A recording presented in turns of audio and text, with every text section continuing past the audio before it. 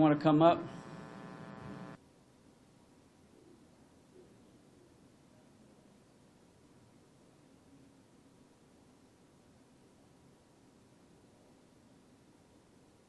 Working now?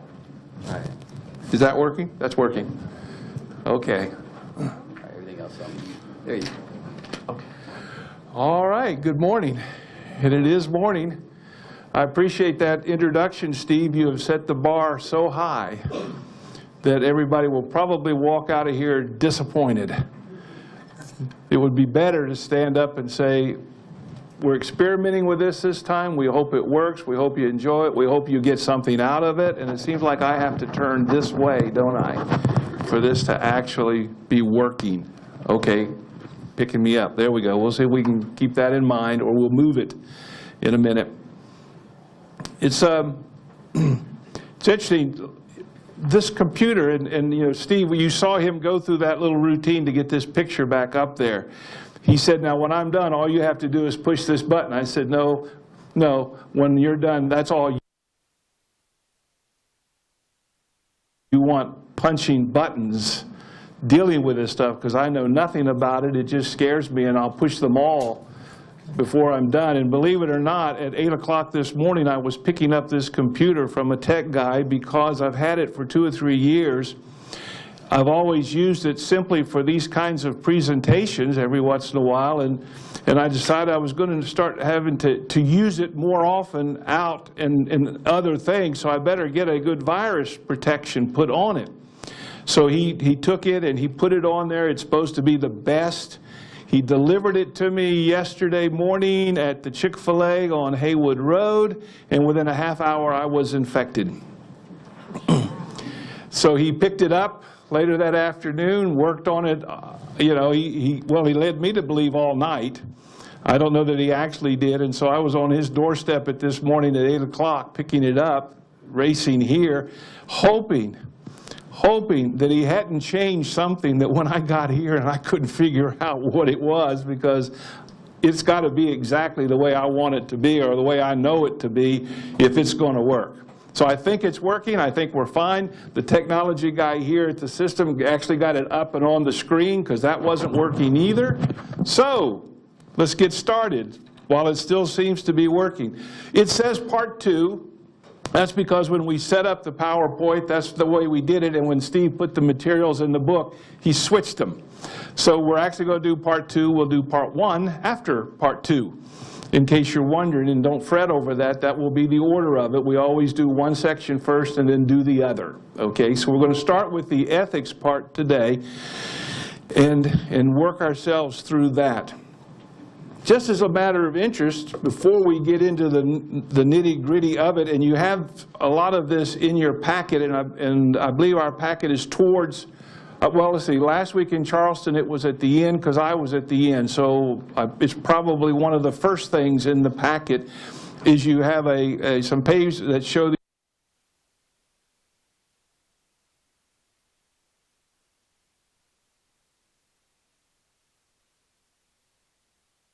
that, so we don't keep losing it. It's frustrating to the listeners, isn't it, when it's in and out, in and out, in and out, and you're not sure what's going on. But I think we're there towards the front. You have the pictures of these slides that you can then make notes on and things like that as you desire. But I found something kind of interesting the other day. The image of lawyers. You understand that in many cases, and I did find a survey that did not place us at the bottom. We were 3rd from the bottom in public perception of the lawyers. I thought that was good. I was afraid that it might be lower than that, but it wasn't. There were politicians were at the very bottom. There was one thing between us and the politicians. But anyway, it was not flattering. And they did a little survey in Missouri, I believe it was. They asked some questions. See what you think about these questions. And it seems like I'm being picked up over there, too. Let's see if we can get this right now. The public views lawyers negatively primarily because of the public's lack of understanding of the legal system. All right, think about that. That's the question. Do you agree or disagree? How many agree? The public has a bad view of lawyers because they don't understand the legal system. How many agree with that statement? Put your hands up. How many disagree? The rest don't care or are not being honest. Okay? Well, the point is, according to this survey, 59% of the people that took it, of lawyers, disagree. They don't think the problem is people's lack of understanding of the system. They don't think that's a cause for the problem. Interesting. We see it differently, don't we? At least the few that we're willing to acknowledge, we see it differently. I would have thought that a lack of understanding, because that seems to be my experience, when you explain something to somebody, oh, it makes sense to them now, and they don't feel so bad about what they just saw on television or read in a newspaper or something like that. When you explain that there's something more going on, yep, the law is different, that helps. According to this survey, it doesn't. The public's unfavorable view of lawyers is based on the misbehavior of a few. How many would agree with that statement? Okay, and how many would disagree? Well, those of you who disagree win again. 59% say it's not because of what a few do. It's what the others are doing, not just a few. What do you think about this? Negative media coverage of lawyers is a leading cause of the public's negative perception of lawyers. How many would agree with that statement? It's the media. Agree? How many disagree? Well, in this case, 56% disagree and 44% agree. Again, the majority seem to think it's not the media's problem in this area.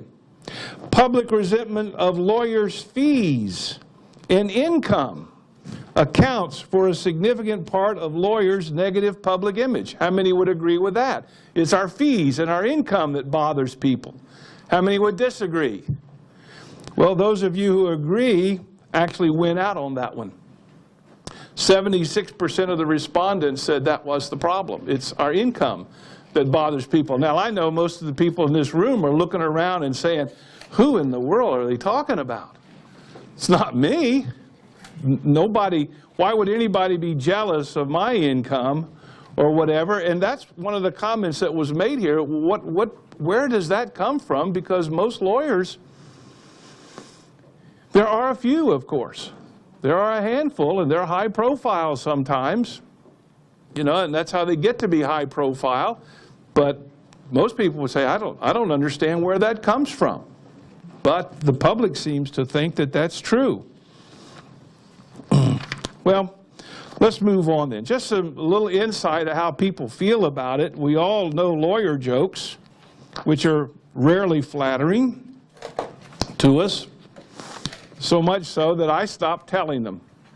I used to have, well, in fact, I still got a whole library of them, but I don't tell them anymore, as one guy said, because people don't find them to be, lawyers don't find them to be funny, and people don't find them to be jokes. So decided there's no future there. So let's take a look at it today. What's the problem? And what we're going to do is, now this is supposed to be working. But like everything else, it does have to be turned on to see if that's going to make it work. It was working a minute ago. All right. The problem. We understand we have a public perception that the opinion of lawyers is low in the general public. We understand that, okay? We actually reflect the culture in many cases, and that's a hard thing for us to understand too. We are the culture. We are part of it. We reflect it. And the problems that are in the culture are going to be in the legal profession too. We talk more about that in the second session. And of course, part of the problem is that we deal with some of the most delicate issues in people's lives, and they are emotionally involved in them. And if it doesn't work out well, they oftentimes are going to blame the lawyers, and we understand that. That's an occupational hazard because we're dealing with things about which people care a great deal about. There was a survey done in Canada, And I've got the information here. It didn't make it to your packet, but what they found out in Canada was that nearly half of all the complaints to this Canadian bar, the Canadian Bar Association, dealt with two areas of the law that came against attorneys in two particular areas. 50% of the complaints. 85% of all the complaints were about uncivil behavior on the part of the attorney. The attorney-client relationship had just fallen apart. But half of all of the universe of complaints that came to them came in the family area and in civil litigation, which they felt there's a reason for that.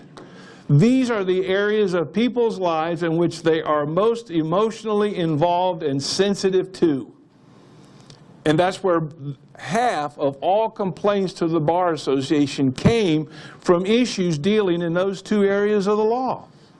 And you go around, the rest of the other half of their circle was divided up among administrative things, contractual things, all of the kind of areas of the law where you do a lot of. But the danger zone, the minefield, it appears for the lawyer, was in the family area and the civil litigation, where people are mostly involved. Okay, so we deal with these things. And of course, our work can be stressful, and we'll talk about that more in the second session, but you understand in past, when we have done these two sessions together, we did them all on substance abuse, depression, mental illness, suicide, things like that. We did the whole 2 hours there. And if you recall, the logic of that was very simple. And when we get to this section, I'll give you some other statistics. I don't want to have to thumb through this notebook right now to actually get them out, this guy's comment on the matter. But what happens, of course, is that many of the complaints and the ethical issues that come against lawyers are rooted in the fact that what we do is very stressful and it produces errors, the very stress. And we'll look at more numbers about this, as I said, in a minute. So when we talk about, as we will the second half, substance abuse and alcohol and drugs and all that sort of thing, we're talking about the same subject all the time. Issues on the practice side in terms of ethics are creating problems on the mental health, the emotional, and the substance abuse side. Issues on the substance abuse side are creating issues over on the practice side. And we'll look at some statistics there about the number of lawyers who were disciplined. And again, this is another Canadian bar survey that was done. No reason to believe it would be any difference in the States necessarily. But they found that the vast majority of complaints and lawyers were disciplined. Substance abuse was a component of the problem. Most likely, alcohol. And so these two things are tied together in such a way that we will separate them here. In the first session, we're going to talk about some strictly ethical issues. And we're not going to talk about the substance abuse. But in terms of your hours, where you need the hours, you can legitimately consider them 2 hours in substance abuse and stress and mental health, or you can divide them 1 and 1, or just put all 2 on one side, because we're talking about the same subject really all the way through. No matter which side we're really talking on, we're talking about how it's affecting lawyers and how it's affecting their practice. All right? So, let's look then, and you have there in your materials, let's just take a moment and we'll look at a study. You've got it there in front of you. You can follow along, and of course, in what you have there, you have in much more detail in each of these little sections, but what were called the top 10 ethical traps. Now, this was in 2007. I have not found a more recent survey than this 2007 article. You find out that a lot of the research on many of these subjects is always old. We will talk about a new study that just came out this week in substance abuse in lawyers in the second session. But most of what we look at seems to be old. This goes back to 2007. If something newer came out, if you know where it is, they might rearrange some of these things. And I do not believe that these 10 ethical traps are in any particular order. It's just the top 10. But this is not the most, when we do number 1, that is not the biggest ethical trap. They all have their meaning, and they all have their application. All right? So, we'll just look at these 10 things that they found to be ethical traps for lawyers, where they're getting in trouble, the top 10. All right? The first one. And we bump into this in a variety of ways, but they call it number 1 here. It's possible that it is number 1, but there's no information about that specifically, is this right here. Establishing lawyer-client relationships that you're not aware of. That you have done something, said something, in which someone now has a reasonable belief that you are their lawyer. And the problem with that, of course, is that if you have established a lawyer-client relationship, then all of the duties that the bar puts on us as lawyers in a lawyer-client relationship, they all attach to that relationship. Confidentiality, diligence, all of these things attach to us when there is a lawyer-client relationship. So it's essential that we not be involved in any of these relationships that we're unaware of. Okay? Say, how in the world can that happen? Well, we'll look through, and as we go through this material, there are several ways that these things can happen, and we're simply not aware that we have established this relationship. And now somebody over here is expecting us to do something and expecting us to act in a certain way, and it's not even in our mind. Yes, sir? No. And of course, the bar has never allowed us necessarily to say, well, I didn't do it because I didn't get paid, right? And you understand how this works, right? The bar, the law profession, is self-regulating. We understand that. We appreciate that. We're glad for that. We're glad that there are not other people, particularly non-lawyers like politicians and people like that, regulating the bar. We don't want that. So we want to regulate ourselves. So what happens when somebody makes a complaint against an attorney in a self-regulating sort of body that's very concerned to regulate the body? When that happens, do you believe that you are necessarily starting on an equal playing field with the person that's complaining? What do you think? Huh? No. I heard a no. Why?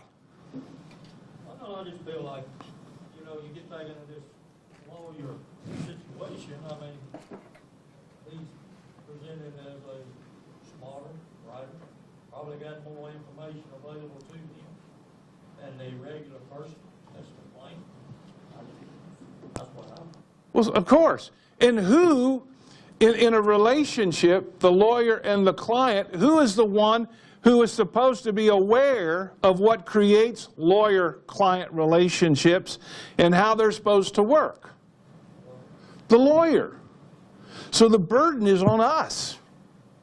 And if you get, and I've not ever had to do this, for which I'm thankful, not to saying that I couldn't have had to do it if the complaint was made. And we all have those little skeletons out there in which we say, whoa, that could have been a problem at some point, couldn't it? You say, well, it never happened. That's wonderful.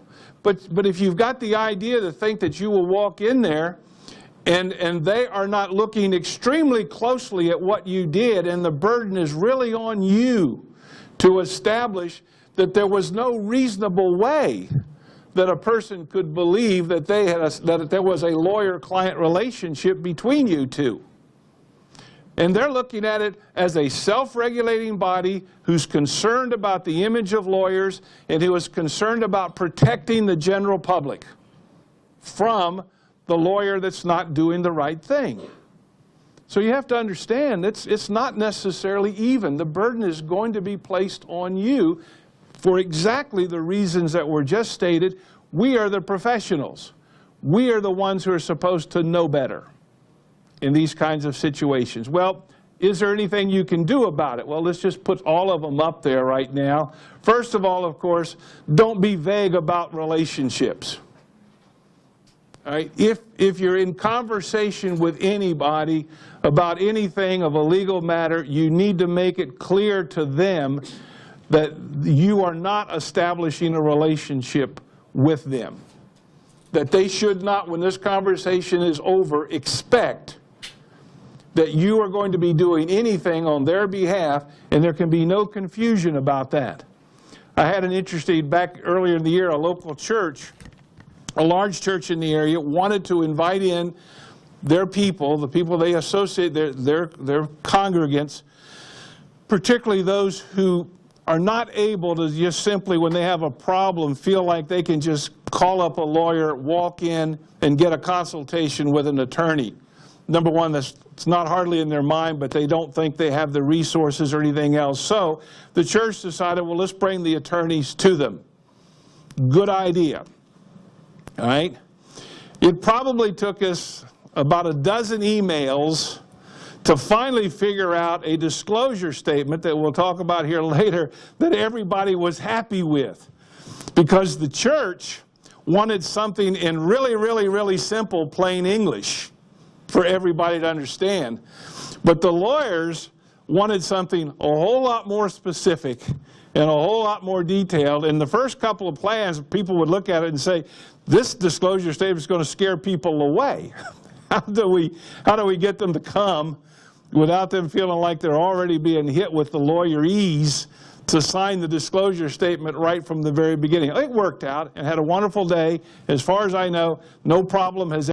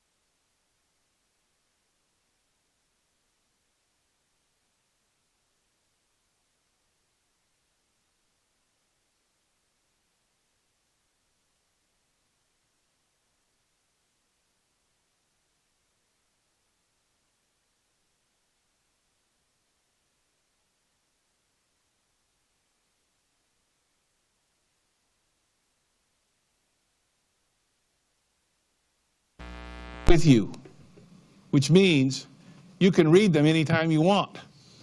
Okay? So, if you have a story just like that, please tell it, all right? Those stories make more sense to people than all of this stuff. It makes no difference whether we get through all the 10 ethical traps, okay? It really does not make any difference. You can read them. They're plain, they're simple, you can understand them. But something about telling a story about a bad result makes a whole lot more sense and a bigger impression to people, okay? So thank you for sharing that. If you have something else here, feel free. There will be a time to discuss at the end, but I have no problem at all discussing them as we go through. And when we get to the end of the hour, we'll be done, okay? This will not extend forever and forever and forever until we get through the 10 traps, okay? Now, isn't that encouraging? All right, let's go to number 2. Overlooking the marketing rules. When's the last time you sat down and looked at the practice rules and read the section on marketing? How long ago was that? How many have actually never read it? It's okay, yeah, okay, we don't a lot of times. We need to do that because actually when you read them, you'll find they're fairly extensive in some ways. And there's a lot of rules there that need to be followed. Okay, we really do need to understand them because we do market our practices in some way. And it's getting lawyers in trouble who are not following the marketing rules. So it's important to understand what the marketing rules are, okay? So, know the state rules. We just talked about that. Know the rules where your marketing is seen. Remember, we've already said the internet is becoming a bigger and bigger problem to lawyers. The rule is very simple. If your marketing endeavor or if what you're doing is deemed to be a marketing endeavor, all right, and it's being seen in the state of Virginia, if you are violating the rules of marketing in the state of Virginia, you're going to be subject to an ethical complaint and you can be disciplined. You say, but I'm an attorney in South Carolina. The rule has become, if your marketing is seen in some other place, you are subject to the rules in the other place as well. That's scary, isn't it, when you think about it? Now, there's probably, if you looked at the rules, there is probably a lowest common denominator of all of the rules. You can pretty well assume, all right, that South Carolina's rule is not going to be too far from somebody else's rule because we tend to borrow our rules from everybody else anyway. And we follow the model code. We do those kinds of things. So we know that the marketing cannot misrepresent or be misleading. It cannot make claims that are unsupportable. Our rules, you know, are against testimonials and things like that. So I bet you can find that there is a lowest common denominator of the rules, that if your marketing never goes beyond this, you're probably okay in every state where it's going to be seen. But you then need to be careful about that, because that is the rule, apparently, that if your marketing is seen somewhere else, you can be disciplined by that bar for being in their state and not following their marketing rules. And who knows where your ad is being seen if it's on the internet. Okay? There's actually an opinion here about Donut Friday. It's a South Carolina ethics opinion. It came out in 2015. And let's get your opinion on the matter. I think the rule, I'll get it for you in a second. I'll give you the number if you're really interested. I think it's 15. I think it's 02 or 03, something like that in the number in 2015. But a lawyer asked a question. The question was very simple. Can I send a box of donuts over to place X on Friday? What do you think? Huh? Huh? I got sure, why not? I thought I heard a no. Where's the no coming from? All right, why?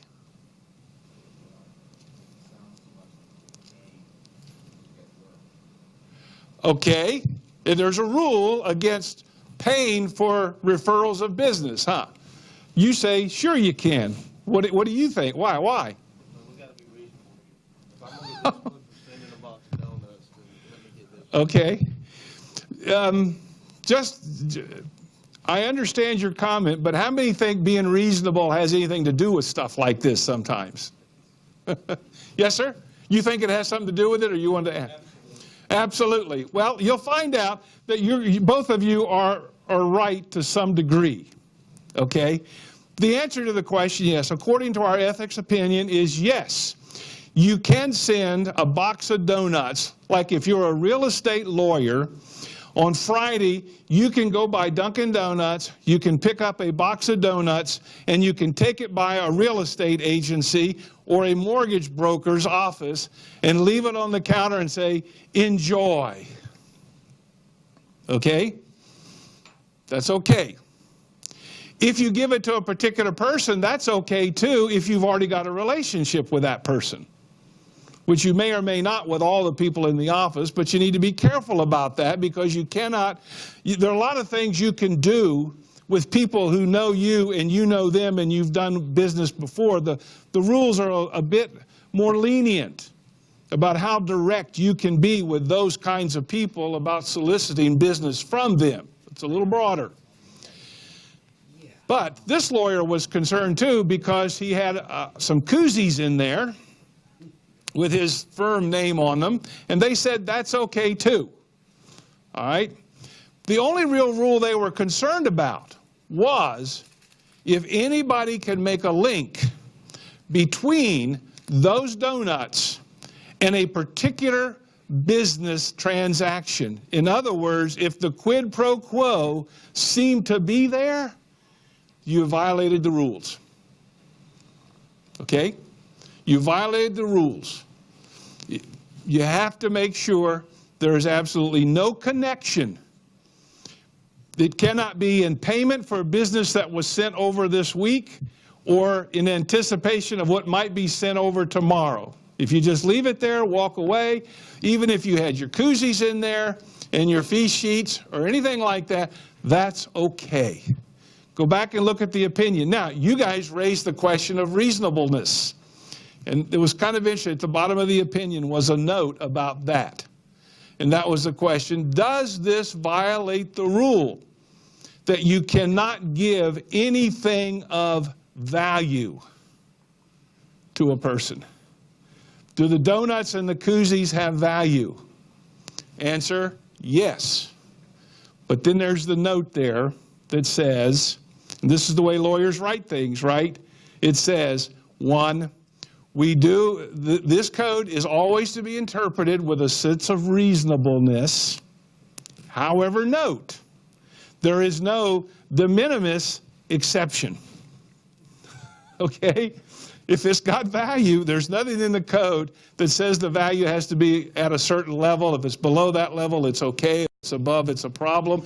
It just makes a point. It says anything of value. And it's the value not to the attorney. The value is not what it cost me to buy the donuts and the koozies.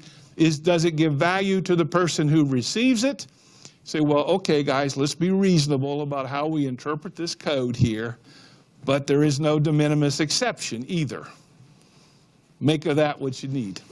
Okay, any question or comment about it? You say, you mean I could get in trouble for a box of donuts? Well, I suppose so. You might say, forget the donuts. Let's not worry about it. Okay? Number 3, the boss made me do it. This situation comes up in associates where an attorney is working under the authority of another attorney. All right? And the supervising attorney says to the associate, this I want you to do. But boss, that doesn't appear to me to be ethical. Do it. The complaint gets filed against you. Is the boss made me do it a defense to the lawyer that the complaint is made against? Answer, what do you think? The answer is no. All right? We are always responsible for the rules and our own conduct We cannot put that responsibility on somebody else. So if the boss said do it and it's unethical, the complaint may eventually be made against both of you, but you're going to have to defend your own conduct, and if your conduct violated the rules, then you can be disciplined, and you will not be allowed to say the boss made me do it, okay? Except we got to obey the rules unless, and here's the exception, if there is a reasonable argument that would justify what the boss told you to do, you can do it. Even if it's not exactly what you would do in an ethical situation, maybe you're more conservative than the boss. Maybe the boss is a little bit more lenient, a little broader about how he interprets the rules. You know, he pushes the edge sometimes about things. He expects, or he thinks that's what the client expects him to do, is to be out there on the ethical edge if necessary to pursue this matter. And you're more conservative than that. You wouldn't do that. That's okay if it's arguable that what the boss told you to do is ethical, then you can do it, and that will be a defense against the complaint. But it's got to be arguable. It's got to be somewhere within the realm of reason. Okay? That's the way the rules were written out. And you can say, hey, this is all kind of squishy, isn't it? Yep, it really is. All right. And they do recommend that you self-report. If you think there's a problem here, that this article just recommends that you go ahead and report that to your bar association and get their judgment on it. With the understanding is, obviously, if you report something that the client may have never have reported on their own, then you've raised an issue perhaps unnecessarily. But the reason here is basically the bar tends to look more favorably on lawyers who report their own problems than waiting for the clients to do it.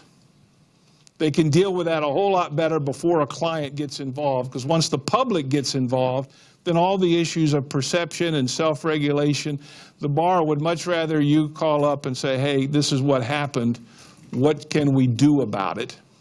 They're going to be much easier on you to self-report it, so they recommend. That's a tough choice, but it may be the wisest choice.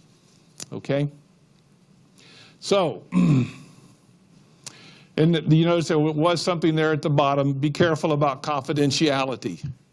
All right? You cannot, without the client's consent, reveal confidential information about the client in the context of this disciplinary action.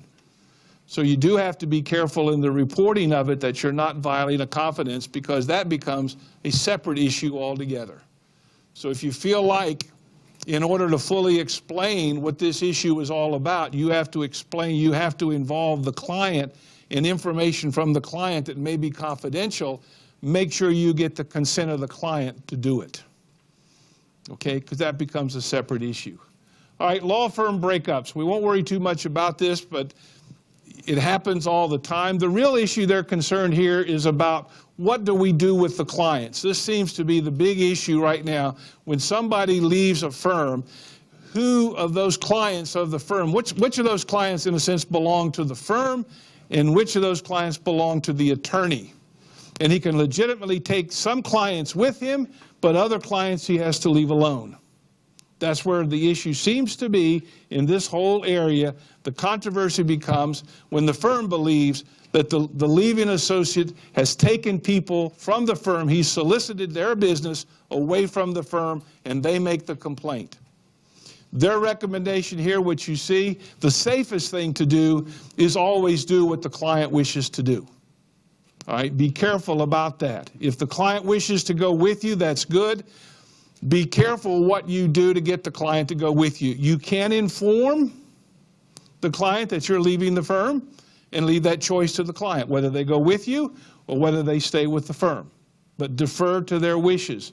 Be careful about how hard you push, I guess is what they're saying, to take them with you if they've suggested some reluctance about continuing with you and would prefer to stay with the firm. Just be careful in this area. And as a general rule, those of you who have faced this issue, When you have a client that is starting to express reservations about your representation, what do you normally do about that? Huh? Tell them to go somewhere else. How many like that advice? I went through a firm breakup years ago. It was real ugly, and my recollection was that the rule was you had to give your client a free option. Huh? Go with you. I thought the rule was you had to give a free option. Go with you, stay with the firm, or go somewhere else.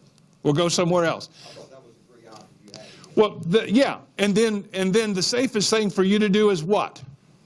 Defer to whatever their wishes are. That's all you can do. You don't Well- own a client. Well, Clients have the discretion to go wherever they want, whenever they want. That's a fundamental axiom. provided, as you've just said, provided we have fully informed them that they have that right and given them the information they need to make a good decision. If we've done that, Done when you engage them. should have been, In fact, it's part of the rules. A client has a right to fire a lawyer anytime right. No doubt about that. and change representation. No doubt about that. And your advice here, and let's address this question, when you have a client who is beginning to suggest that they're unsatisfied with your representation, how hard do you fight to keep that client? I don't fight at all. I say, Okay? "No, you find somebody else." Okay? My personal view, that's the safest view, isn't it? That's the safest view, because if they've already started expressing reservations about what you're doing, how you're going about their case, you should see that as a red light right away. It's not the red light issue. It's what's best for the client. If the client perceives that there's a problem with the representation, then you can't do your job. You need to help him find somebody, him or her, find someone who he trusts or she trusts in order for that lawyer to do their job. You need to assist them in finding somebody else. That's the right thing to do. I don't know, I disagree with that. That's going to go far. I mean, I had a situation just last week, I released a client. I wanted to represent the workers' comp case for about a month. I knew the day that they came in, there was going to be a problem. She didn't want to help herself in any way. She wanted me to call her doctor and make her doctor do things. She wanted me to make her employer provide her transportation to work because she got a leg brace on and couldn't drive to work. She was asking me to do things outside the workers' comp statute. So in 2 weeks, she said, well, we're going to fire you and hire another lawyer. 3 times. So she did that the first time or second time. Third time, I said, fine, come down here, sign the release. You know, I can't help you. You're asking me to do things I can't do under the law. The law doesn't authorize me to do some of these things you want me to do. I'll be glad to help you. I gave her a copy of her file. So I've given you a copy of your file. And advised them to seek other counsel. You know, just out of claim. As I walk out the door, I would think I need to pick up the phone and call other lawyers and say, hey, I got this client coming in. First, I wouldn't do that. The lawyer would just That's right. But I think I finished my duty. I just said, I can't help you. Got a claim. Yeah, it's already been filed, so you don't have to worry about your 2 years, file your claim. But Yeah. I advise you to seek your counsel. The two issues here that we're talking about, okay, and there's not a right or a wrong, because one, we understand all these situations are fact specific, aren't they? It's having general rules can be a problem, so we have facts, but having a basic approach to how you deal with these things is important. Okay? It's harder to make decisions if you're doing this on the fly. Sometimes it's best to say, when this situation comes up, this is what I'm going to do, and you put that in, you pretty much in stone if you can, because that's the way you figure it's the best thing to do. Following that rule, there is a rule here. We would like to protect everybody, wouldn't we? We would like to protect the client, and because this is an attorneys gathering, we want to protect the attorneys. Okay? So there is a solution that is best for both of those people, right? And perhaps the solution that's best for those is help them find the lawyer. If they're not satisfied with you, you explain, I can't really help you because you are not cooperating with me and you don't trust me, but you also are helping and looking out for yourself at that point too. Because that is the client that's going to raise the complaint down the road when things don't work out the way they thought they should, because everybody comes to you has a slam dunk case. And if it gets messed up, it's not their case, it's not their facts, it's their lawyer that didn't do the right thing. It's got to be your fault. Okay? Yes, sir. There could be a circumstance here where a lawyer is in Hobson's choice. On one hand, the client says, well, I don't think you're doing your job, you should have done this, and you should have done that. Okay. You write him a letter. Sit down and you write him a letter, and you review all of this, because I've had lawyers I've defended before the ODC where they said, look, you and I, we're not getting along. You need another lawyer. Sometimes they'll go to another lawyer, and they'll get going, and it doesn't work out. Well, they're going to grieve both of them. So, in the first guy, they say, he dumped me. You know, here I had all this time, and he just got frustrated with me, and he dumped me. Well, no, put it in writing, because I know it's never happened to anybody in here, but sometimes lawyers get fools for clients. Well, and sometimes, though, you're absolutely right. Once you undertake an engagement that requires a course of action, I think you as a lawyer have a duty not to send them out in a light breath, you know, on their own. You can't just send them out on their own. You got to find someone who will pick up the engagement and document it. It's critical. I've been in cases where lawyers were not happy with the course of negotiation, and in the middle of settlement discussions, they had a continued fee case. They said, well, if you don't take this settlement, we're walking away from the case. And I don't believe that was an ethical. I think that was an unethical use of leverage on the part of the lawyer. That lawyer's headed for representation by I agree. my colleagues. I agree.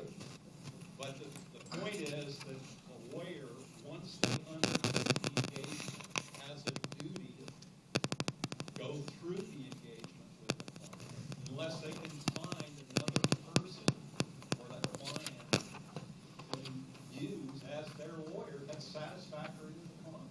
That's right. To set out in correspondence the real story as it develops, and that will aid you for the ODC. Okay. I was looking for something here, and I can't find it in all this paper. I did find something. If we can make it available, I will. If you smush all this stuff up together, and we're coming close to the end of our time, we divide these things into 10 ethical categories, all right, and we're going to do these ethical traps, and we put little subpoints under each one of them. But these subpoints work in many of these. If we go back to the very first one, lawyer-client relationships, the first subpoint was, don't be vague, okay, about what this relationship is. The material I was looking for was a lawyer who laid out two different things, and he sends this to his clients. All right? One is a list of things that he believes are his duties as a lawyer to the client. But he also sends to the client a list of what he considers to be the client's duties to the lawyer. And their list is pretty long too. And he makes it plain to them, if I'm going to represent you, I have got to have this from you. Okay, these are the things I expect from you if we're going to work together here. And he lays that out right from the very beginning.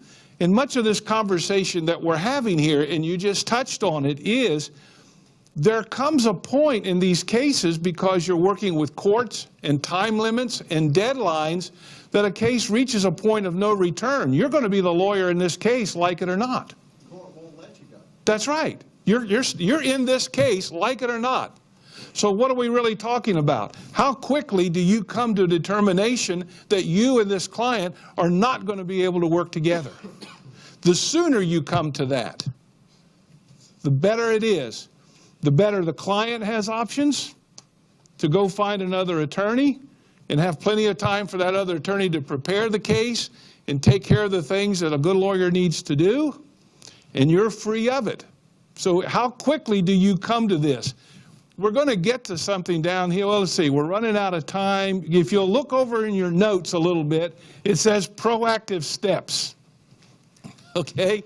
I won't bother to click through and find it, well, because I'd have to go a long ways to do it. I think it's number 2 or number 3 in that list of proactive steps. It is follow your gut.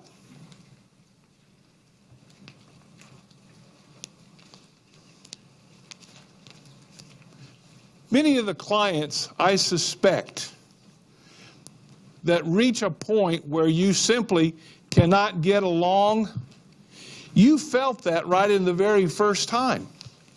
You were listening carefully to what they were demanding of you, and if you're thinking along with them, you're saying, I don't know that I could ever do this. They're giving me already clues about what they expect me to do and how they expect me to go about it, that my gut tells me, I can't do this. At the same time, your gut's telling you gotta make it work. That's right. It's a shame. We've already talked about it, isn't it? Money has too much to do with this, doesn't it? On the lawyer's side and on the client's side. We're dealing with money in so many cases. If you were, how many were on your own, have always been on your own? Okay, come on, that's not a bad question. That's not unethical. Okay, yeah. Well, a lot of us are, okay? And when you start a practice, it's a fight, isn't it? Because you got to buy groceries, and the only way you have to buy groceries is take in clients. I'd say to my wife, well, if it's breathing and has potential for a fee, I'll talk to it. Right? You do that. You feel that pressure. It's a huge pressure. Especially, you know, I'm 11 years. I've been out. I got 4 kids when I start this. Wow, I got to produce something day one. You know, because I got bills on day one. You feel that pressure. And you feel that you've got to deal with this client. And I suspect the older lawyers in this group who've been around for a while, your advice would be, but you got to let them go anyway. You got to get used to that right from the beginning. You've got to build that in if you can. Don't take these cases if your gut's telling you not to. But it's also true that those lawyers will say, that's what I believe now, and in fact, I've always believed it, but I still took those cases. And some of them I regretted, some of them I didn't, some of them I was wrong. You know, and some of them worked out great. But don't ignore your gut then, all right? Try to keep the pressures in balance. That's all you can do. And we'll talk about that when we get to the other side of this in a minute. We'll talk about substance abuse and depression, because all of these things create what we call stress. And the question then becomes, when we're in a stressful situation, remember we said our work is stressful, the question then becomes, how do we manage these stresses? There are appropriate and healthy ways to do it. There are inappropriate and unhealthy ways to do it. And we'll be taking a break in just a minute, and when we start back the next section, we'll discover that lawyers are not handling the stresses of this profession sometimes very well. And it's become harmful to their health, harmful to their mental health, in some cases harmful to life itself, so much so that the bar is establishing a fact that the work of the lawyers is tougher on the lawyers than it appears to be on doctors and any other profession. We are not handling this very well, okay, in many cases. And that's what we'll talk about when we come back a little later, all right? How do we handle it? It becomes, in the sense, when you have a pain, how do you medicate it? What do you do about it? When you have the pain of a client and kids at home and a wife and bills to be paid, and you have a fear that comes with that pain, what happens if we don't do this? What are the terrible consequences of what's down the road? It's how you deal with that question that marks your stability, your maturity, and how well you navigate this legal profession when it comes down to the issues of your mental health, depression, suicide, divorce, and all of the relational issues that it appears we are not handling very well. Now you can read the rest of them, okay? You can finish it. There is a section there in your materials I invite your attention to. 10 traps of the internet. The traps of social media, because more and more attorneys are getting in trouble by not paying attention to social media and all that it creates. We would look at this. There's another slide down here about issues that create of poorly drafted emails and the trouble that they create for lawyers. Social media, can you friend a judge or not friend a judge?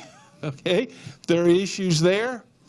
But we're finding out, and I just call this to your attention, you as an attorney are not allowed under our rules to call yourself an expert unless you have gone through the certification program in certain narrow areas of the law, and when you've done that and you have that certification, you can call yourself an expert, a specialist in that area.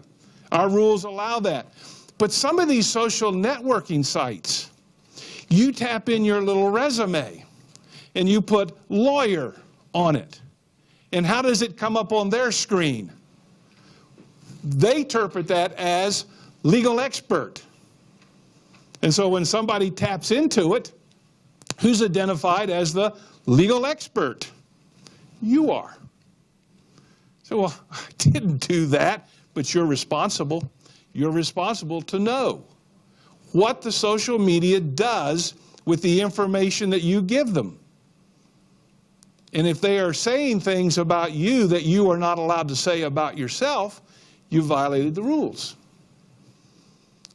Testimonials and things like that. We're supposed to be very, very careful or not have them at all, and yet sometimes on the social networks, they get in there attached to you as comments. And all of a sudden now, you have a testimonial of the good job that you did.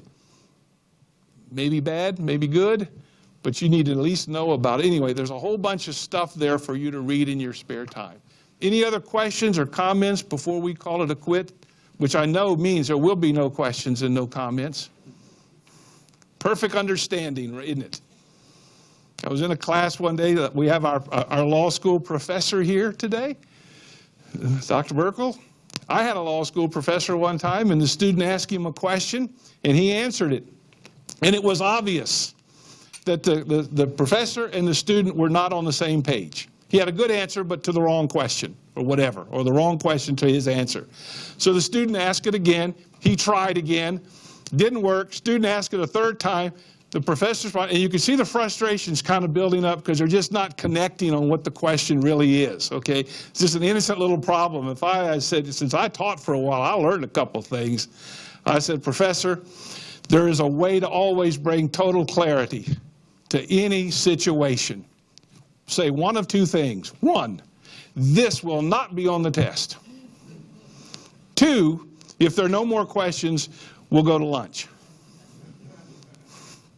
Say one of those two things, and you will bring perfect clarity to every classroom situation. You will end this problem once and for all. It'll never come up that day. Okay? Any questions or comments before the break? I just want to clarify one thing about that. Clarify. I said for the release the client. She said, I'm going to release you if you don't do X. I can't do X. The law doesn't give me the authority to do that. So I think that was one difference in, I didn't just say, call up and say, hey, you know what, I can't help you. Here, I'm putting you in a life raft and shoving you off. Yeah, I think that was a difference. Yeah. Maybe in another situation, we're talking about maybe going a step further to find somebody. Yeah, you can't hold a client who's expecting you to do something the law won't allow you to do. That's all there is to it. And if that becomes a question of casting them loose and protecting yourself, I would rather defend that action before the disciplinary board than have to defend the unethical behavior that I went and did because they expected it of me. I guarantee you that's a losing argument. Okay, that one won't win. Okay, take a break. We'll be back in just a minute. Last week's seminar, you know, everybody got all these rave reviews. I took a class in educational measurement back in the old days, and I always remember what the teacher said. And it was simply this: if a student gets 100 on the test, you have not really tested them. You have no idea what they really know. Okay, you just know they got all the questions that you ask. So really, and this was the theory behind the bell curve, that a good test has some questions that nobody gets and some questions that everybody gets. So now you have a sense of what students understand and what they really know. Okay? That makes sense, doesn't it? Well, I appreciate Steve's comments about those reviews, but quite frankly, there were not that many of them, and I'm not sure the people who filled them out were taking them seriously, because according to those, there was nothing but perfection on display. Except, there is always, in a group like this, there's always one curmudgeon, you know? So you come across one that this was a disaster. Why did I even spend the money to come? You know? So he said, okay, but you try not to take too seriously all the good ones, because, again, if you get 100, nobody knows how, you know, you satisfied the people that were there, and we all understand if you get an hour's credit for having been there, you might be totally satisfied for having been there, right? We'll talk about this a little bit later. Part of the problems, the mental health of lawyers, is at some point they get to a situation, and this just doesn't really seem to be working very well, but it is on, but it's not doing very well, is it? Okay, you're hearing, all right, let's just move on. Let's not worry too much about it. And I'm sort of losing my train of thought here, but one of the issues, of course, that lawyers have, and I'll have to come back to that, because, again, I got a one-track mind, and it's easily derailed, I'm finding. So we'll come back to that comment in a minute if it was ever important enough to invade my consciousness. Now, there was a comment made. Where's the guy that made it? Right back there. No, there were actually two. I'm going to get to yours later. You tell the group what you told me after the meeting, okay? Stand up and speak loudly. I just wanted to bring up the point that if you ever find yourself in a precarious situation, maybe you don't know exactly what to do ethically, you want a little bit of guidance, being a South Carolina barman does provide you a risk management service. Her name is actually Jill Rothstein. You can call the ethics hotline. She will tell you what her take on it is. The decision of whether to accept her advice or not is ultimately up to you, of course, but it is 100% confidential. I actually had to do this at one point in time because we had a law firm split. One of the partners had a break with reality, and we had some file issues with some boxes and stuff. Called her, 100% confidential. She said, "This is my interpretation of it. Do with it as you will," and things resolve themselves. But I think it's important to keep that in mind, because if you find yourself in that situation, you're not actually out on the island by yourself. You do have somebody to go to. Okay. Good. Thank you. One of the issues you saw down there, if we'd have scrolled through all of them, eventually it says, do not assume you know the rules. That is one of the ethical traps, is assuming that you know the rules. And sometimes we can be pretty pig-headed and stubborn about how we go about things, so much so that we don't ask. Okay? So there are resources available. Use them. If you have ethical concerns about something, you can go to the bar. Most cases, you can go to a trusted friend, someone, and talk about these issues and get some guidance and get a sense of direction. Yes, sir? There's also the Ethics Advisory Committee, and it's Supreme Court trips a group of lawyers who are serving for nothing. They do a very good service. It's a lot of time. It's a sacrifice that they make. Serve on it, and they research questions that are presented to them by the bar, and there's a good chance that they may, if you have a question, seem to be heavily involved in property. that if you have a question along those lines, you look up one of those, you find those, Right. their opinions. Solomon said there's nothing new under the sun. So there's a good chance that the issue you're concerned about, someone else has been concerned about and has asked about it. So when you go to Fast Case on the bar and you scroll down all the things that are on Fast Case, you'll see ethics opinions. You can click on that, it'll pull them up, and if you know, use your search tools, you can go ahead and find out if there is an ethical opinion, an advisory that they've put out, and they recommend. Remember, this is just us talking right now. This is not a court talking. We're just some of your colleagues that take, like you said, and answer these questions as best we can to give you some guidance. Don't hesitate. The resource is there. It's part of Fast Case. You can click it up and you can find out what you need, okay, with any other search tool. Now, so that I don't forget, because you said about being lonely in an island, this gentleman right here made a comment to me. Would you stand up and make it, as we enter into this section on substance abuse and ethics, tell folks what you told me during the break.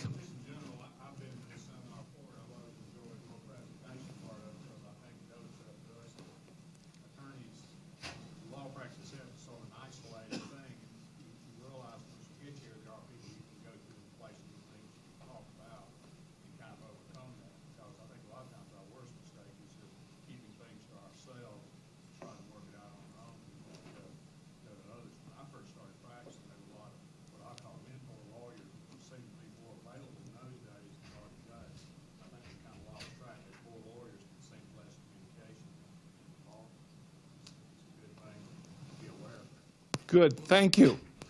There are times when it can be lonely, and I don't think there's a better introduction to what we're going to talk about now as we go through in the substance abuse and the mental health issues, is this concept of loneliness. It will come up a couple of times. Be thinking about it and realize it is a factor in the downward spiral that many people find themselves in. Either they choose to isolate themselves or they believe that they are all alone out here, and it creates those real issues. So just keep that in mind, because it's a concept that will continue to come up as we go through, okay? Now, this is doing the same thing the last one did. Let's see if I can get it to actually work. Okay, the problem. We know what the problem is, and I said I would read you some things. Let me go back and find them. And let me call this to your attention. I'm going to take it out of this notebook right quickly, have it in my hands so that I can see it and read it. Two items. One, this is the one I mentioned came from Canada, and I have circled the number 60% in it. Estimate 60% of disciplined prosecutions involve alcoholism. So lawyers in disciplinary problems, in this bar, 60% of them were related to alcohol. Alcohol was a component in the disciplinary problem. You see how these two subjects work together, all right? When you deal with one, you're dealing with the other, okay, and vice versa. 60%, they said, in that study, and they also found out that 59% of the lawyers that were placed on probation suffered from substance abuse, dependence, or a mental impairment. Over half of the lawyers disciplined exhibited signs of substance abuse or mental impairment, of which substance abuse and all that, again, oftentimes go together. A sobering statistic. Now, last week, I stood up in front of the group in Charleston, and I made this comment. The statistics I'm about to give to you all come from around 1990. Okay? There does not appear to be any recent research on the questions of lawyers and substance abuse. I can no longer make that statement. This week, the American Bar Association published its national study. It came out on February the 3rd, the national study on lawyers and alcohol abuse. Okay? These statistics are up to date. I won't necessarily, well, let's just give you a couple of them because they do track the older statistics. It's very interesting. The problem was bad in 1990s, and it's still bad in 2015, 2016. It has gotten worse, but I think these numbers, I'm not sure how to interpret them necessarily, whether it has gotten significantly worse since 1990 or it just hasn't gotten better. It's still a problem, okay? What they found out here, I said 28% of attorneys struggle with some level of depression, and 19% demonstrate symptoms of anxiety. And the key thing about all of this as they go through is when they compare lawyers with other professions, we are overwhelmingly above the others. We're ahead of doctors and everybody else that they study, that lawyers are suffering these problems more than other professionals. And that was the take of all of these studies, that for some reason, doctors and other people in other professions are handling their stresses better than the lawyers are handling theirs. Charlotte, the North Carolina bar, this is one of the older statistics. This was astounding to me, but they said that in their survey that they took, and this goes back to 1990, that 12% of the lawyers whom they studied who responded to their survey admitted they considered suicide at least once a month. 12%. Our suicide rate is higher than any of the other professional groups that have been studied. It is a threat even to our lives. Well, this just came out, the statistics there. You can go there now to the American Bar Association. This right here, it's in the Journal of Addictive Medicine is where the study has been released. You can get it online, I believe. It is a study that's an open study, they call it, so you can actually click into it and get it without subscribing to the magazine or to the service or whatever. If you want to look in more detail, and if you're a research mind, a lot of the clinical tables and all of that stuff are there for you to take a look at.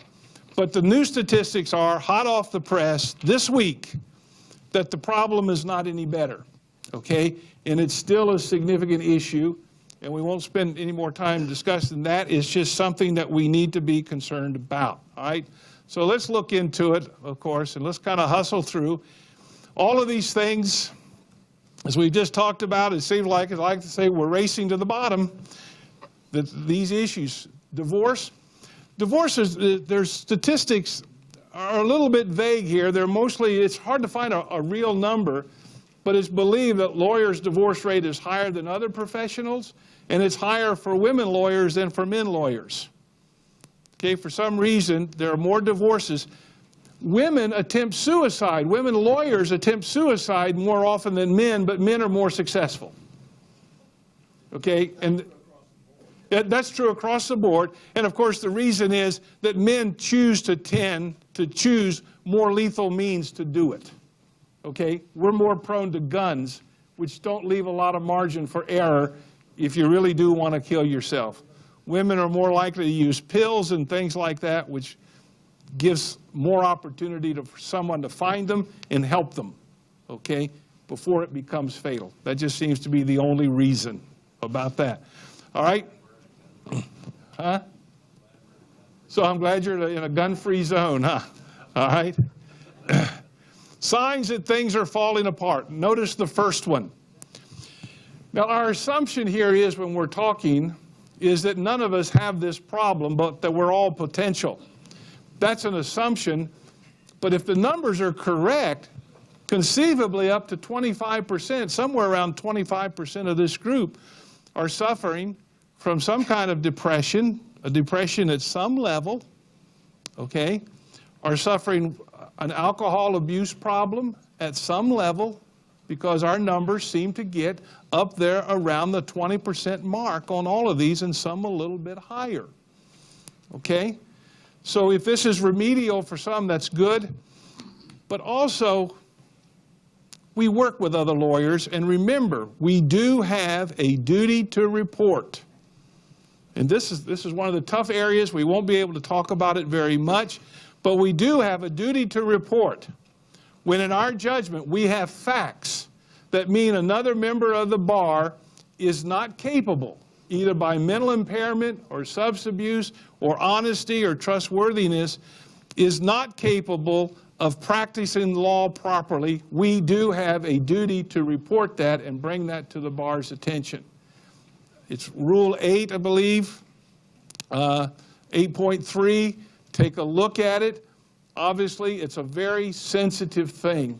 When do you get involved in somebody else's life and confront them about an issue right here? So we're sitting here, particularly if we're in a group and we start to see certain things, we may be with a member of the bar who's going down this road, and maybe we first need to help before we report, okay? But when you see somebody isolating, when you see their work habits, and this is where the ethical concerns come about. A study that I saw said 46% of malpractice actions involved lawyers who did not know the rules. They made a substantive error in the way they did the case, okay? They either didn't understand the law or something like that. They made a serious area in substance. But one of the next largest categories was the failure to meet deadlines, was what they called administrative issues. The failure to just get the work done properly in a timely way and to actually do these things, not because they didn't understand they needed to be done, but for some reason of impairment, they just did not get done. Okay? So when you see declining work habits and performance, when you see their physical appearance, particularly attorneys who come into the office usually dressed in a nice suit, got on a clean shirt and a nice tie, all of a sudden you don't see that anymore. They start looking like, well, they didn't get a shower today, or the shirt hasn't been washed all week, or they just grabbed whatever was thrown over a chair and showed up to work. Might be a sign that things are going downhill. Okay, irritability, excuse me, skipped over it. Personality changes. Remember, if you go and read that section there on email, and that information I gave you from the Canadian bar, this issue right here can be one of the subjects of serious ethical complaints or complaints made against the attorney because they say things and they do things on the spur of the moment that simply get them in trouble. It was called to my attention the other day. Apparently there was a recent disciplinary action against an attorney simply because of something he said to a client, which the client considered inappropriate, and it was not in a sexual area or anything like that. It was just a kind of a spur-of-the-moment comment that he made, and that client reported him to the bar, and I believe the bar sent him a letter of caution that he needed to be more careful about his use of terms and his language. He had just been a bit uncivil. Well, that's a fairly low-level sanction as far as what the bar can do, but still, nobody wants to get that letter. Okay, you don't like to see that confidential letter from the Supreme Court or something in your mailbox. You know, it's never good. They're never asking you to be a member of the court or something like that. Okay? Well, when you see that, when you see them start doing risky things, either what they're doing to get drugs or alcohol, showing up in bad parts of town at bad times of the day and doing that kind of thing, or whether you start seeing them do things like sucking money out of their escrow accounts, you know, with the idea that, oh, it'll get back, I can put it back, it's just temporary, I'm just making a loan, or whatever, and the lawyer starts to do things that are risky and not prudent, maybe there's a problem in the background. Second, when they start keeping a supply around, when their relationships start falling apart, when you start hearing about issues between the lawyer and his wife, the lawyer and his kids, or when the lawyer starts to have problems with the staff or other members of the firm, the colleagues, that's a sign. All of these things taken together, no one sign says there's a problem, though it can be an issue, and there'd be one sign, it'd be the first that you would actually see. But when you see that happening, and the big thing, of course, and this is what is so difficult to deal with, rarely when you ever confront a person who's having a problem like this, you're concerned and you want to help, and you confront them, they're going to deny that they have a problem, and they're not going to fall down and call you blessed because you brought it to their attention. okay? You do not, and it's very difficult. It's very difficult to get involved in a person's life at this sensitive a level, and you expect that you can just simply make a comment and they're going to pick up the phone and call and get help and they're going to love you for it. If you're really going to help them, you're probably going to have to deal with some difficult conversations over a period of time, and it will not be pleasant. But if they're really a friend, you're going to stick with them, if you can, as far as you can.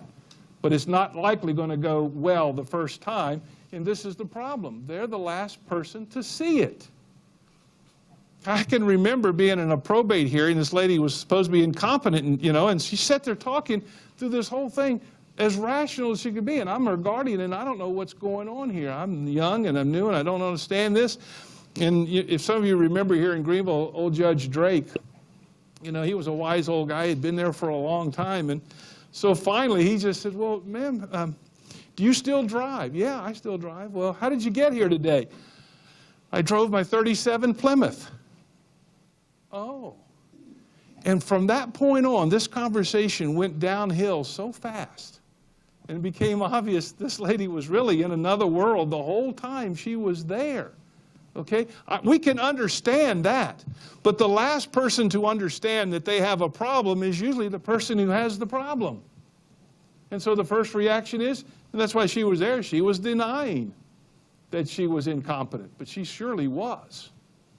Okay? And it took a while of digging to find out. She never admitted it, of course. All right?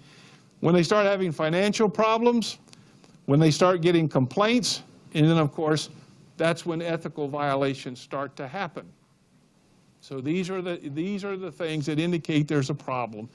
All right, let's kind of hustle through here. We do know our work is stressful. We don't need to belabor that point. This is kind of interesting. Our personalities don't help us in this area. And you have them listed there in your section there. We have personality types. Now, we cannot blame our problems on our personality. Understand that. That's not what's being said right here, because everybody in the world has a personality except an accountant, perhaps. But the rest of us, we have personalities. Some of you will get that in a minute. You tell them, they're known for not having a personality. You know how you can tell the difference between an extrovert accountant and an introvert accountant? There's a test. The extrovert accountant looks at the top of your shoes, whereas the introvert accountant looks at the top of his own shoes. Okay. I thought it would liven up the group a little bit. Maybe it will, maybe it won't, but I don't know. It's getting kind of heavy in here, isn't it? So, but be that as it may, we have our personality types. You'll see how this works a little bit differently. But our personality types can push us in good directions or can push us in bad directions. That's the point that's being made here. Sometimes when we start into these kinds of issues, our personality type isn't a help to us. In fact, may make it worse. Such as if you're a perfectionist. And we'll look at that in a little bit more detail later when we look at the video. You'll see our attorney there in the video will talk about his perfectionism, both how it hurt him and at some point how it actually helped him. Okay? But if you're part of this kind of, that everything has to be done right and it has to be done a certain way, and you discover that that's not always possible, you have to either learn how to deal with that problem or it creates issues for you. Okay? It becomes a matter of stress, and then how do you deal with the stress? And in case we don't get a chance to talk about it, you do have in your packet a whole list of the effects of stress on your mental health, your body, everything, and it's quite a long list. Okay? It's quite a long list of how stress inappropriately being handled, which normally is looked at as we take stress. Some people take issues, and they become pressure to better performance, and they don't mind it at all. They can work hard, they can work long, it doesn't hurt them. Others take that stress, and in rather focusing it out there on the work and what needs to be done, it gets turned inside, and it starts becoming destructive to every part of the person's personality and all of that. And so that's what we're dealing with here, is when this kind of stress is being turned inside, and it's becoming a health problem, an emotional problem, and how do we medicate the pain of that stress? That's the issue all the way through here, okay? So some of that doesn't help us. Some of us, if you're the controller and you realize there's things that are beyond your control, but that's hard for some people to understand. It takes a long time for them to understand that. And if you're trying to control things you cannot control, you got a problem. How are you going to deal with it? There's the pessimist. I have an article here, a rather extensive article, and this guy writing this, now it's also true he's written a lot of books about optimism, okay? So he thinks pessimism among attorneys is our biggest problem. And he points to studies. Of 104 occupations, lawyers tended to be the one group that was most pessimistic of all of them.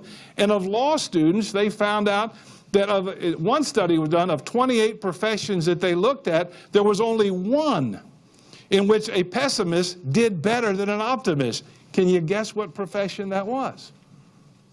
The legal profession. Now this guy says, hey, it's obvious why, okay? Somebody comes to you and they want you to do something. What do they want you to do?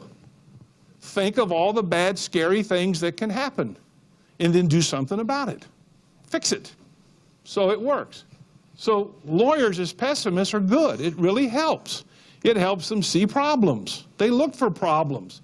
But it also can become cynicism after a while, and that's when it can become deadly. But this guy says pessimism is our biggest problem, is after a while, everything is bad, and that's difficult for us, okay? And then there's the competitor. We've got to win. The legal profession brings this out of us sometimes. What will we do to win, and how do we deal with it when we don't win? Because the law tends to be a win-lose thing, doesn't it? Some win, some lose. And sometimes it becomes a contest between the lawyers, who wins and who loses. Right? That's an issue. There's the idealist, and that particularly is difficult in that situation when you're new and when you're young, and you want to solve the world's problems, and people come to you and you want to help them, so you take on case after case after case that you can't handle, you can't do it, because you just want to help. You just feel like the world needs you, and that's good. But it can become a problem to you after a while if you're not careful. All right, and then there's the people pleaser. We're all these things to some degree, and we're all in a people-pleasing business. There's no doubt about it. But when does it become destructive to us? Okay? All right, discussion questions. You have these, I believe, in your packet, in your note. Take a look at them because we're going to take a look at a video in just a second.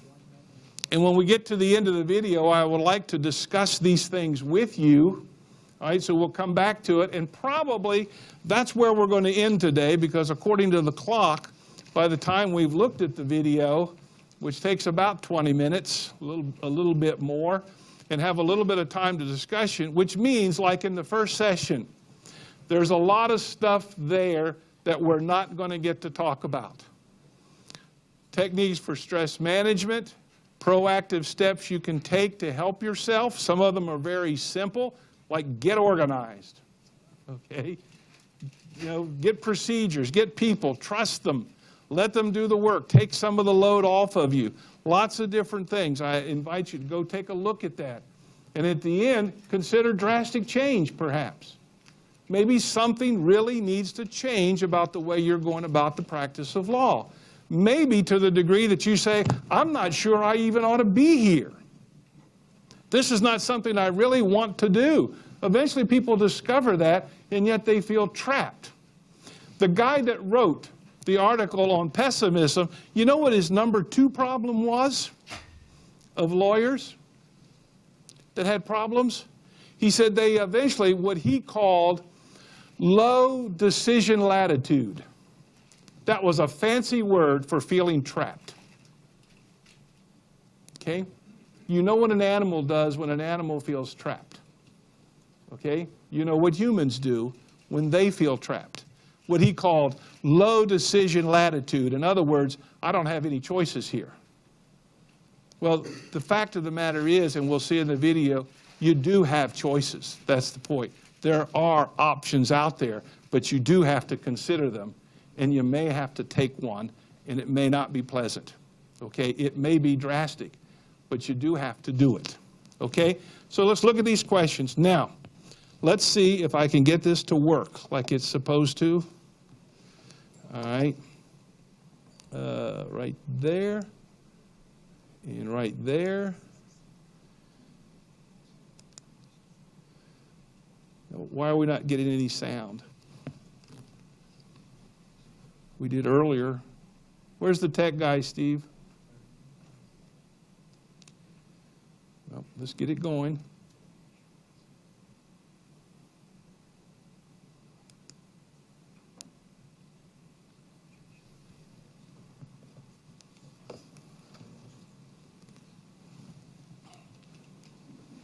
Let's I'm going to get out of the PowerPoint altogether, if I can.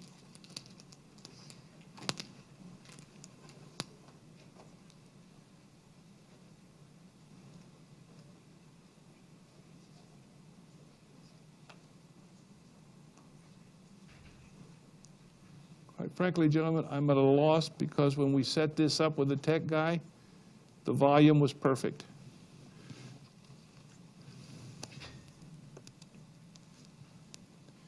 There's a bunch of switches up here. They're all in good shape. Does anybody know?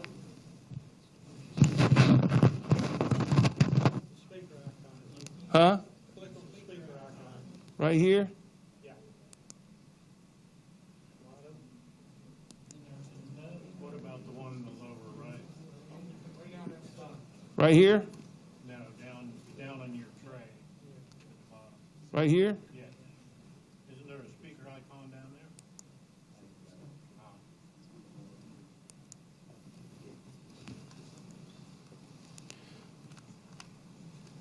I'm sorry about this because... Huh?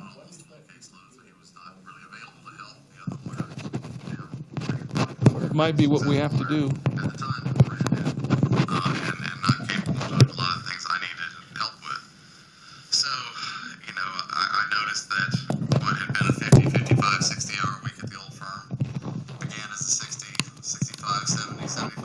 Is that getting out at all? Ultimately cresting at about 80-85 hours a week for several months, and that's when it got rough. You gave me a very classic picture of what life was like with Jeffy's health. All of that's top. Yeah, at the time my son was, I think, 7 or 8 years old, and I remember going to a birthday party at Chuck E. Cheese, and one of his favorite games was whack-a-mole, and basically one little mole sticks his head up, you hit it, another mole sticks his head up over here, you hit it. Are you hearing anything? That's what my life was like. That was my practice was like. All I did all day long was try and stomp out fires, and ultimately left, in chagrin in the evening, hoping to God that the smoldering embers I was leaving behind didn't turn into forest fires overnight. You mentioned to me that, and we talk in the seminar about personality types, and we talked about your personality type. How did that play into what was happening in your life? Well, I always joke that one of the best things about me was I'm a perfectionist, and one of the worst things about me is I'm a perfectionist. Being a perfectionist under those circumstances is just a recipe for disaster. I knew the kind of work I wanted to do, and I knew the huge gap between that kind of work and the kind of work I was actually doing. And that just adds to the stress. Not only are you stressed by the amount of work you have to do, but you're stressed by the knowledge and realization that you're not doing it very well. And pride kicks in. I wanted to do it well. I felt like I'd, under most circumstances up to that point in my career, done it pretty well. And I knew I was not doing the work I was capable of or wanted to do. And that just, it's a snowball effect again. The stress of the work gets to you. The stress knowing that you're doing the work badly gets to you. And it gets tough. It was very tough. You mentioned to me that the home office was getting complaints about your work. You never got a complaint officially from the bar, did you? No, fortunately not. But the complaints that were being lofted to the home office down in Columbia were very legitimate. Like I said, I was not doing good work, and I was doing the best work I could under the circumstances. The circumstances were very bad, and it was no one's fault. Like I said, the firm I left is a terrific firm. The firm I joined is a terrific firm. It was just bad set of circumstances that just seemed to kind of creep into my life at the wrong time. So when did you finally realize that the wheels had fallen off, and what steps did you take? Well, it was a process. I mean, I knew that the home office was unhappy, and I knew why, and I agreed. And it was ultimately the day I resigned was the day I realized that that this is more than I can handle, and that was tough. I had been called to a meeting with the powers that be down in Columbia, and I knew what they were going to say, and they were correct. Like I said, the work that I was doing was not up to par. Again, it was the best I could do. I was, billing nearly 300 hours a month at that point, which is just insane. Ultimately, I cracked and crumbled and said, I think maybe the best thing for me to do is to step out. We focused all of the questions right now up to, on the law office itself. What was happening in your other relationships? Well, I really believe, again, through no fault of either firm, but I really believe that the circumstances that came to pass at that point in time was the beginning of the end of my marriage. I would go home at night after a 12, 13, 14-hour day, detached, distracted, and doing my best just to try and be numb until morning. My kids, didn't have the father they deserved. My wife certainly didn't have the husband she deserved. I was doing what I thought was best for the family in terms of my professional life, but my professional life was wrecking my family. You went to the doctor then, and you began to be on some medications. How did that work? Well, it's in hindsight a very scary scenario. I mean, I went to my family physician, whom I've known since college, who I have a tremendous amount of respect for. He's my physician and my friend. He recommended another physician that I went to, who began the I guess for lack of a better word, the diagnostic process. But ultimately it resulted in some medications, Xanax, benzodiazepines, and that type of thing. Basically just to try and curb the anxiety or take the edge off. And the danger arose when the amount of medication I was being prescribed continued to go up. It was a tough situation because I didn't want to do it, but the medication at that point in time seemed like the best answer. But in hindsight, obviously was a terrible answer. So since you'd resigned from your firm, you now had the stress of trying to start all over again. And there were you mentioned to me again the pride issues and things like that. Now you're in a totally different environment. You're working by yourself. A lot of the things that you were used to were gone. Oh, the support staff, the camaraderie, the mentor, all those relationships and all those benefits were gone. I resigned literally in anguish just because I couldn't do it anymore. I had no plan. I had no exit strategy, so to speak. I just knew that I couldn't keep doing what I was doing. Jeff, one of the things we talk about in our seminar is that people, when these things start to happen, tend to isolate. So now you're on your own in a single practice. You're isolated from a lot of the stuff that you were involved in that you really desired, you loved in the old firm, and you're on medications. So where's your life going now? It was not going well. It was a very, I basically traded one form of stress for another. I had never operated a one-man law firm. I was changing my practice, focus literally from a very earnest and eager defense practice to a new and fairly frightening plaintiff's practice.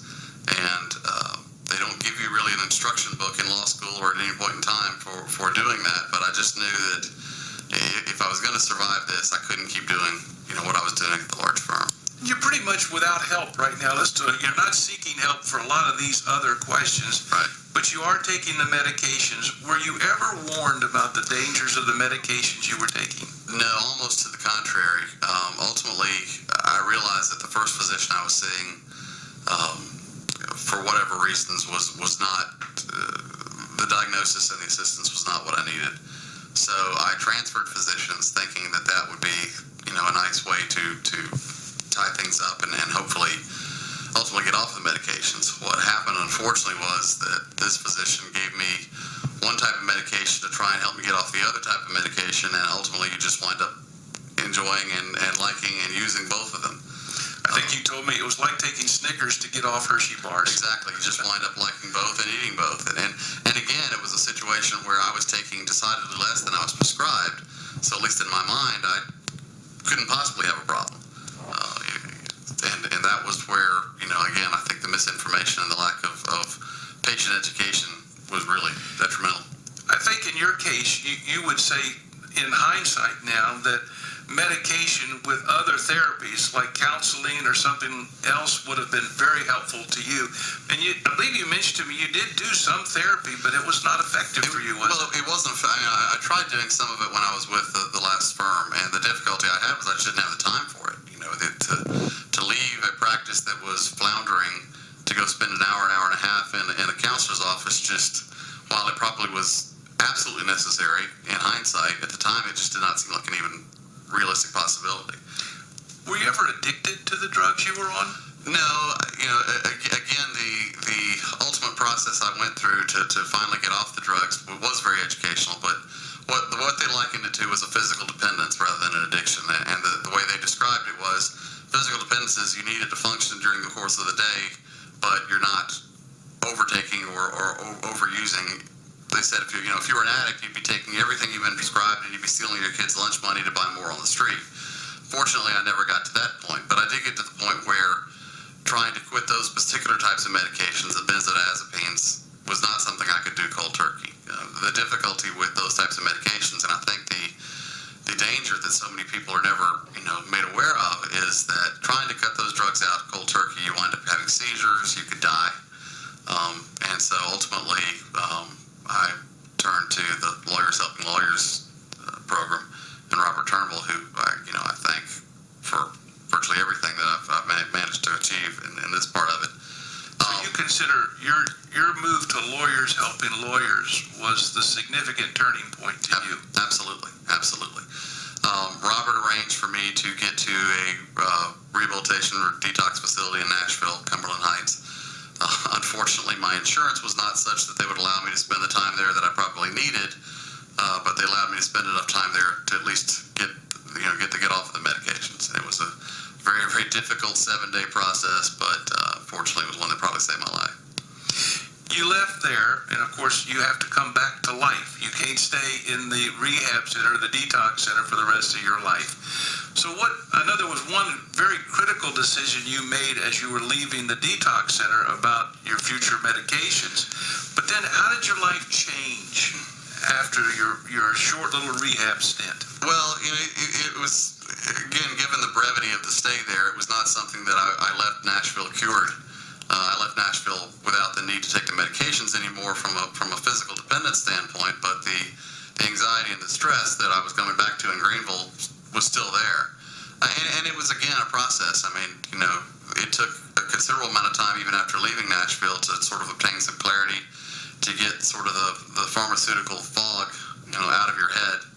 And it took basically retuning my life to a lot of self-care things that I formerly participated in my first law firm, to try and achieve some balance. And I think that's what I had lacked for a number of years prior to that. But you also mentioned to me that your perfectionism probably came to your help at this point when you asked the counselor to do something rather unusual before you left the rehab center. Yeah, I think I kind of blew the fellow's mind. Whenever you leave a facility like that, you have sort of an exit interview to go through, and I was sitting there with this addiction counselor who himself was a recovering addict, and I'm certain done hundreds of these exit interviews, and as I'm sitting there, it dawned on me that I still had several refills on these prescriptions waiting for me back at my pharmacy in Greenville.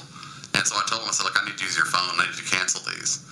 And he looked at me clearly surprised. I'm not certain that had ever happened to him before. And in fact, he had indicated, said, he'd been doing that for a number of years, and nobody had ever really voluntarily canceled their refills at their home pharmacy. But I knew what those drugs had done to me. I knew where they had taken me in terms of just a very dark and unhappy and unhealthy place.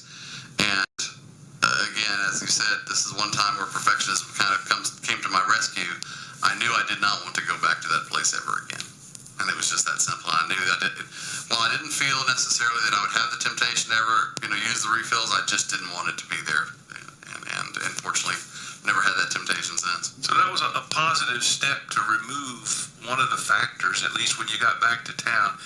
You would have to go to another doctor. You'd have to get right back into a process you just walked away from in order to continue. Exactly. And I just knew that that was not a good thing for me. So the Jeff Ezel that we see today, and these experiences were how long ago? I went to Nashville in November of 2011. Okay. So 3-4 years ago, this process. How would you describe the Jeff Ezel since that time and where you are today? What are the positive things that you have done to become a whole person? Well, I think it's all about balance. The perfectionism, when I was with a large firm, it did have some benefits in terms of, helping you achieve, management roles, other types of things within the firm that you, at least at the time, think that's what you're going after. I ultimately realized that I did not want to be a one-dimensional lawyer. There are lawyers out there I know that are brilliant and incredibly gifted, incredibly successful, and my hat's off to them. And their form of balance may be different from mine, but ultimately I realized that I can't be just a driven lawyer. I want to be a good lawyer. I want to serve my clients well, but I want to have a life and have some peace and have some balance outside of it. So I think one of the things that lawyers are so reticent to do is self-care, and it doesn't have to be anything formal. With me, it's exercise, it's music, it's my kids, it's a lot of things. But some of the things I neglected to be the lawyer I thought I was supposed to be, I realized, albeit much later than I would have liked, but fortunately I did ultimately realize are things that I need to pursue and things I need to tend to and things I need to cultivate. And I think it makes me a better lawyer when I come to the office. If all I have is my practice, then when something goes wrong in my practice, something goes wrong in my life, and that spiral could occur again. You made an interesting statement to me as we discussed this interview, that you thought the attention and the effort to keep balance was perhaps more important than the actual balance you achieved. Explain that. Well, I think that as you pursue other aspects of your life and other facets of your life, it opens your mind a bit. And I don't want to sound too touchy-feely or spiritual or whatever the case might be, but I found that when I had things that I pursued independent of my practice, the clarity I achieved made it much easier to focus when I came back to my office or came back to my practice. And I found that, I always joked when I was in my first law firm, there are some absolutely just brilliant and gifted lawyers there, a number of them. I knew I was not the smartest lawyer in that building, probably not even the top half, but I did feel like I was one of the most creative in the building. And ultimately, now that I'm on my own, and now that my practice is a little more under my own control, using your strengths, I think, is what you just need to do. And I think when you achieve balance in other aspects of your life, it's much easier to identify what you're good at, both personally and professionally. And I think I think you told me that the effort to achieve that balance, just the attention that it takes from you, you notice the things in your life that might be slipping at any given moment, and then you can go back to it, and that helps you to be whole. Absolutely. I think that we're better at everything when we tend to everything, the way it should be prioritized in our life. And I think that just having a distraction from your practice makes coming back to your practice a lot more not only enjoyable, but I think effective. Let's just sum up our time here together, Jeff. What would you say to our attendees? What should they take away from your experience? Well, during some of my days long ago when I was pursuing some athletic pursuits, I did a lot of swimming, and ultimately one day sort of a metaphor kind of came to me on my own.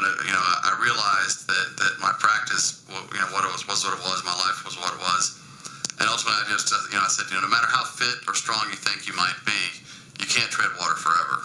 At some point you've got to pick a direction and begin to swim, and I think that's what led me to where I am today, and to a much happier place personally and professionally.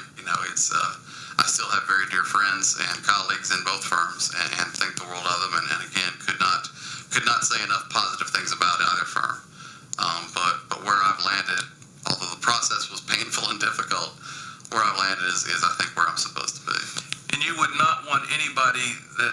sharing your story today, to not put off getting the help if they need it now. I mean, hindsight's always 20/20. I truly wish I had seen what I saw in 2011, 5, 6, 7 years earlier. What difference that might have made in my life, I don't know. I know that ultimately what I did in 2011 was the best thing I could have possibly done.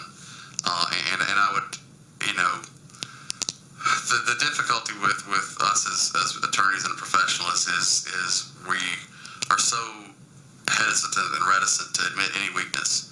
And, you know, chemical dependence, alcohol use or abuse, drug use or abuse, whatever it might be, depression, anxiety, we're not supposed to admit that there's a chink in our armor. Well, you know, the problem with a chink in your armor is it just gets bigger and it rusts, and ultimately you become very exposed and could cause a lot of problems. So, you know, again, the Lawyers Helping Our Lawyers program is there.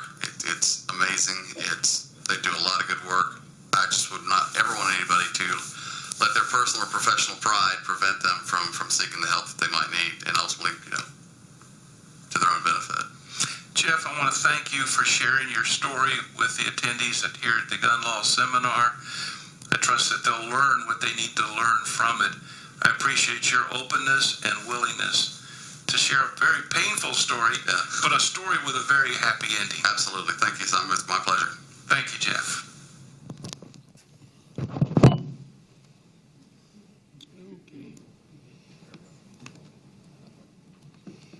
Let's see if we can get out of all of this.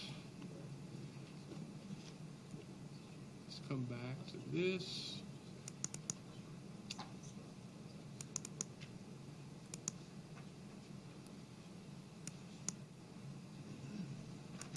Is it going to come up? Is it going to do something?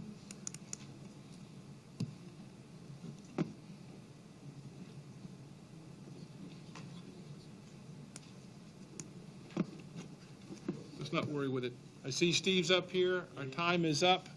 Go to the last couple of slides. You have the notes there. We won't have time for the discussion. Focus on what Jeff said. At some point, you got to pick a direction and start to swim. Okay, if you sense some of these issues are building up, some of these pressures are building up in your own practice, then get help. Lawyers Helping Lawyers, the number is there. Seek out a friend, a pastor, a counselor, your spouse, whatever, but communicate. Don't isolate. Communicate what's going on and get the help that you need.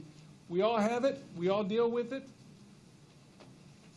We all have the same problems. I hope that's encouraging to you, but if you need the help, then get the help. Okay? Steve. Thank you, Larry. Thank you, Larry. Let's get you.